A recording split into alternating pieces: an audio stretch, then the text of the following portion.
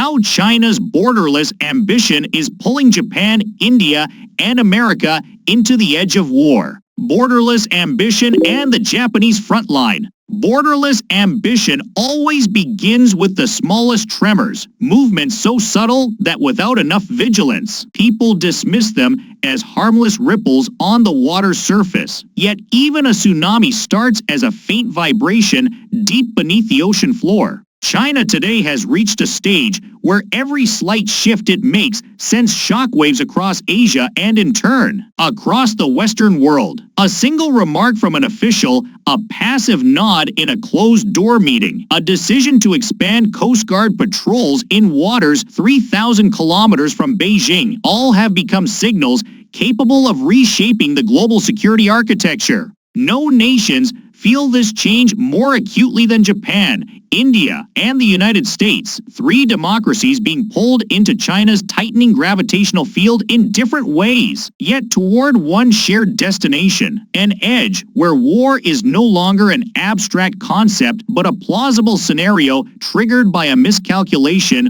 or a moment of overconfidence. Welcome to the Clown News, your destination for dynamic perspectives on economics, technology, and financial investment. From market fluctuations to intriguing social trends, we bring the world to you through in-depth analyses. It's not just news, but a lens to help you understand the world that is shaping today. China does not see borders as limits. In its worldview, a border is not a legal boundary delineating sovereignty, but an elastic concept, a soft line that can be bent, stretched, pushed outward or inward, depending on power and timing. A rising great power does not demand territory for defense. It demands territory to assert its status, to send messages, to force others to accept a new reality. What unsettles the world is not China's strength itself, but the definition of itself that China is imposing on its neighbors. To understand the crisis forming today, we must start from this shift. Japan, once a nation that treated war as a ghost of its past, is now being forced to relearn how to think like a state on the front lines.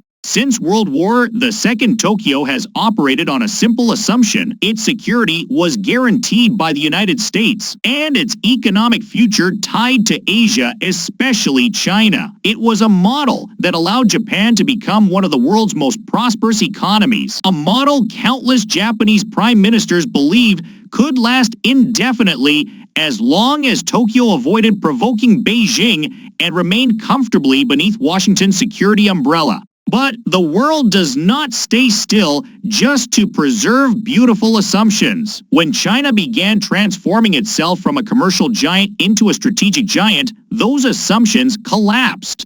Japan lies too close to Taiwan to remain a bystander. From Yonaguni Island to Taiwan's main island is little more than 100 kilometers, so close that if conflict erupts in the Taiwan Strait, its shockwaves would reach Japan in hours, if not minutes. In this context, when Japan's prime minister declared that an attack on Taiwan could become an existential threat to Japan, it was neither provocation nor saber rattling, it was realism. Realism that if Taiwan were blockaded, Japan would lose a major portion of the energy shipments that pass those waters. Realism that shipping routes from Southeast Asia to Japan would be severed. Realism that Chinese aircraft carriers controlling seas around Taiwan would be so close to Okinawa that Japan's entire southern archipelago would effectively become the first line of battle.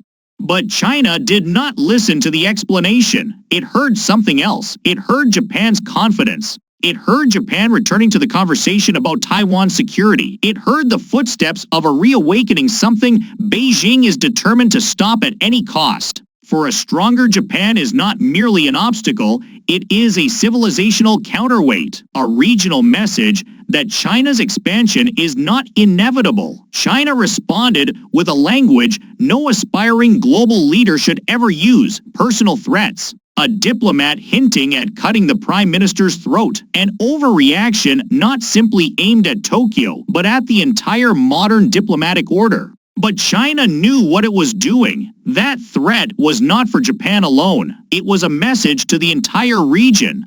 To ASEAN, advising silence on the South China Sea. To the Philippines, warning that inviting the U.S. back to Subic Bay is unwise. to Australia, cautioning that AUKUS makes it a target, and to India, signaling that its border disputes are not merely bilateral. To prove the point, China treated an Indian traveler in Shanghai in a way only a nation convinced its laws supersede international norms would dare.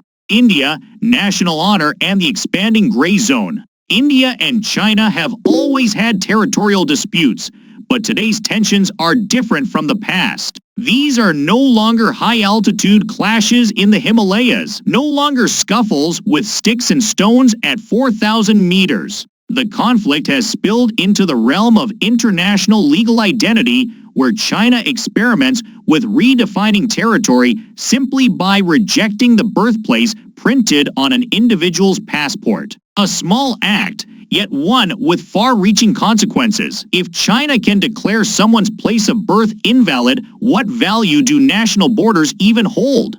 For India, this was a dual strike, one at national dignity, one at national sovereignty. New Delhi is used to military standoffs with China, but it is not accustomed to its citizens being turned into test subjects for political pressure. In China's governance system, minor incidents, individual cases, seemingly insignificant details all can become probes. Beijing wanted to see how strongly India would react, whether Tokyo would sharpen its diplomatic language, whether Washington would intervene or quietly ignore the situation in favor of domestic politics. The U.S. understood the meaning clearly, even if it stayed silent. Washington feels the rising heat across the Indo-Pacific like the warmth radiating from a dormant volcano, not erupting yet, but unmistakably building pressure beneath. The U.S. knows that allowing Japan to be intimidated without response signals weakness.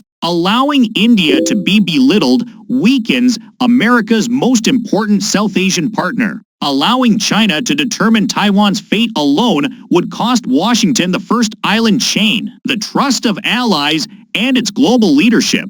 Rewriting the world order is not a burst of sudden aggression. It is a sequence of stress tests. Test Japan, test India. Test the U.S. Each reaction, strong or weak, feeds Beijing's next calculation. If Japan shows restraint, China pushes further. If India pushes back, China adjusts tactics. If the U.S. hesitates, China accelerates. If the U.S. responds forcefully, China attempts to split the alliances.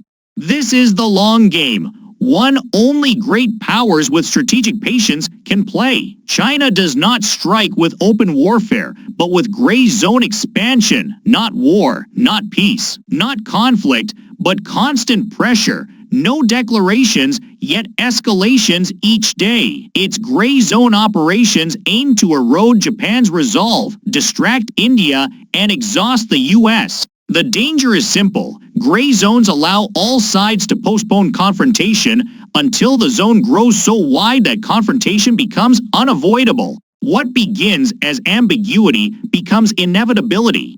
In China's new map of power, Japan anchors the eastern edge, India anchors the western edge, and the United States stabilizes the center. If any link weakens, the entire system shakes. If all three are stretched simultaneously, the gray zone turns red. The Japan-India-US triangle facing China's peak ambition.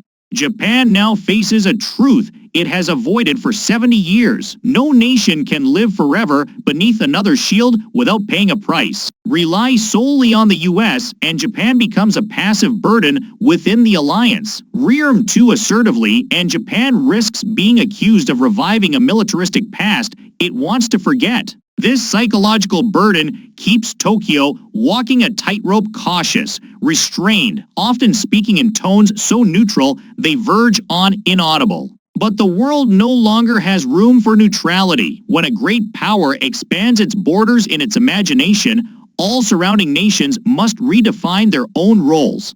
What worries Japan is not just Taiwan. It is China's growing willingness to use economic pressure to bend Japanese political positions. Bans on seafood imports, restrictions on tourism, media campaigns, Coast Guard incursions all share a common target: Japan's economic lifelines. A maritime nation survives on exports, shipping routes, and stability. Every Chinese vessel near the Senkaku Islands is not merely asserting a claim, it is reminding Japan how fragile its supply chains can be. India faces its own nightmare mountains instead of seas. The Himalayas have never been gentle, and the border has never been clear. In 1962, India and China fought a brief yet deeply scarring war. In 2020, their soldiers clashed again, in the bloodiest hand-to-hand confrontation in over 40 years. For New Delhi, China is not merely a rival, it is a calculated, ambitious, resourceful adversary capable of employing economic, diplomatic, and military tools with equal ease. The most unsettling aspect is China's unpredictability. Friendly talks 1 month, troop buildups the next. India knows China does not want a major war now, but India also knows that nothing stops China from manufacturing enough tension to control the rest of Asia's geopolitical landscape. Every small incident therefore becomes strategic. A detained traveler is not just a bureaucratic episode. It is a test of China's ability to impose its narrative on the world.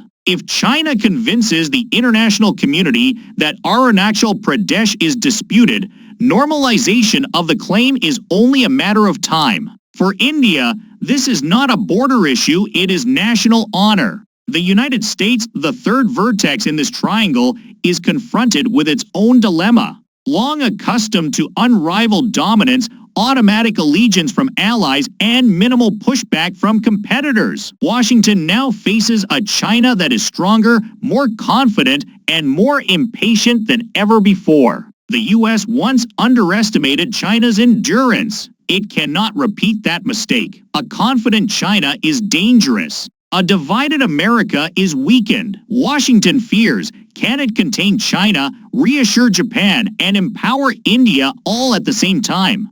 All three democracies, each with its own political structure, are being forced into alignment because China believes this century is its destiny. A nation convinced of its mandate does not step back. It does not compromise. It does not retreat unless forced. Japan cannot retreat. India cannot retreat. The United States cannot retreat. No one has strategic room to step backward. Taiwan reveals the darkest danger where every boundary converges. Taiwan is not merely an island. It is the heart of global semiconductor manufacturing, the pulse of the digital world. Losing it would shake the global economy. To China, Taiwan is a symbol, a historical wound, a domestic political imperative, and the key to breaking the first island chain. Every year, Beijing's patience shrinks. Every diplomatic gesture pulling Taiwan closer to Japan or the U.S. accelerates China's urgency. This is why drills grow larger, why Chinese aircraft increasingly penetrate Taiwan's ADIZ, why Chinese warships cut across U.S. and Japanese naval paths. All signals point to one message: Taiwan is being slowly strangled. Japan understands that if Taiwan falls, the East China Sea becomes China's home ground. Its choices shrink to two: rearm massively or accept subordination. Both are nightmares. India understands that if China consolidates East Asia, Beijing will shift pressure westward into the Himalayas. Arunachal Pradesh becomes not merely a dispute but a battlefield. The U.S. understands that losing the Western Pacific equals losing global primacy. Three nations pushed into action. Three nations with no room to retreat. Three nations approaching the ignition point of history. The pre-war state and the question no one wants to ask. China sees the weakness clearly and exploits it relentlessly. It needs no direct attack. Just another Coast Guard vessel near contested waters. Another drone brushing close to foreign airspace. Another accidental laser pointed at a rival ship. Another map released with new borders. Each step small, all steps cumulative. The trap is simple. If Japan or India does nothing, they appear weak. If they react, they risk falling into escalation.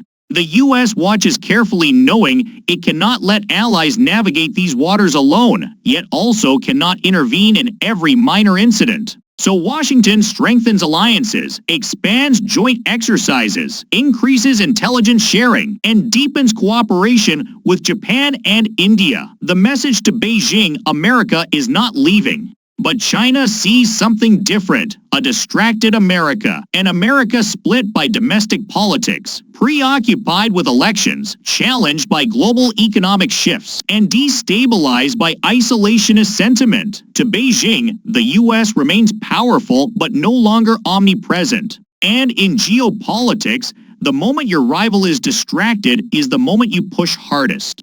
Japan sees a broader picture. China is not only expanding militarily, it is expanding perception. It is normalizing abnormality, making the world accustomed to its ships in foreign waters, its dominance of critical materials, its centrality in global supply chains. Gradually, what was once unacceptable becomes the new normal. And when abnormality becomes the baseline, resistance appears radical. India sees the same pattern. China does not just want to win disputes, it wants to redefine them. Transform contested land into undisputed territory. Spread insecurity across South Asia. Every bridge in Tibet, every new road enabling troop movement, every updated map, each is a brick in a new framework. China at the center, Asia orbiting around it. The United States sees another variant of this framework, one it cannot tolerate. A regional order where U.S. security guarantees erode, where allies doubt Washington's resolve, where adversaries expand without consequence. This is not about Taiwan or Japan or India alone, it is about the survival of American credibility. If China rewrites the rules in Asia, Europe and the Middle East will soon ask, is the U.S. still the world's stabilizing force? Thus, this is not a regional crisis, it is a global one. But the most frightening question has yet to surface openly. If China believes its window of opportunity is short, will it wait? Empires at their peak do not wait. They act before momentum fades. They imprint their legacy while strength is at its zenith. China knows it stands at such a moment, economic troubles aside. It has modernized its military, expanded its diplomacy, advanced its technology. If not now, when? Japan senses this and adapts. Massive defense spending increases, updated security doctrines, deepen U.S. alliance, strengthen cooperation with India. Japan is shifting from reactive defense to proactive posture, not by choice, but by necessity. India evolves too. More bases, more firepower, more fighter jets, closer ties with the U.S. and Japan. The dream of strategic autonomy gives way to strategic realism. India cannot face China alone.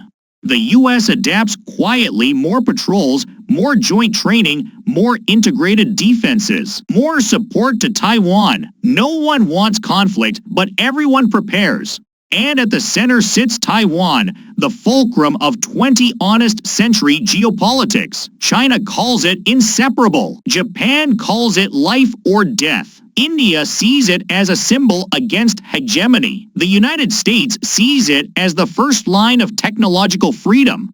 The question is no longer, will there be conflict?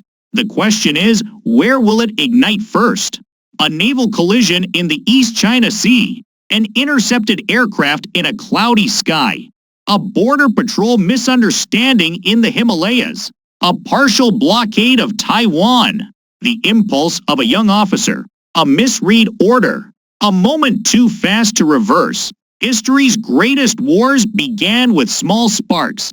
Today, 3 democracies are doing everything to avoid being that spark. But they cannot control everything, not China's ambition, not China's confidence, not China's belief that this century is theirs.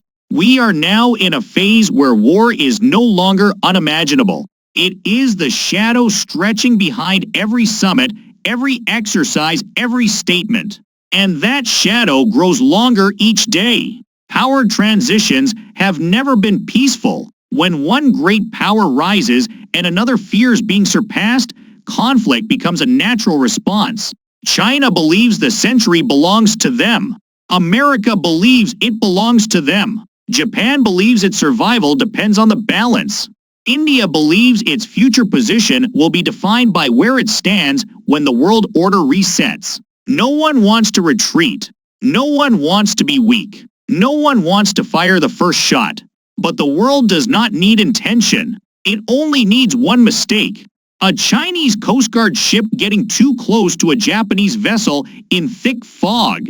A U.S. pilot activating radar too aggressively. A Chinese-Indian patrol misinterpreting commands. One unintentional action and the century could fold. China is pushing forward.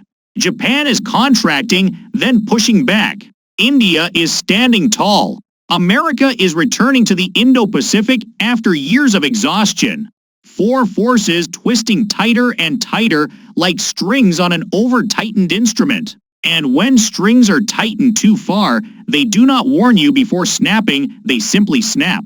Right now, the world hears a faint cracking sound somewhere in the global power structure. Optimists call it tension. Realists call it a warning. No one knows what comes next. No one knows whether this tension will erupt or fade. But one truth remains. China's borderless ambition has pulled Japan, India, and the United States to the very edge. And once you stand at the edge, a single misstep is enough to change the century. The question is no longer if. The question is when and where.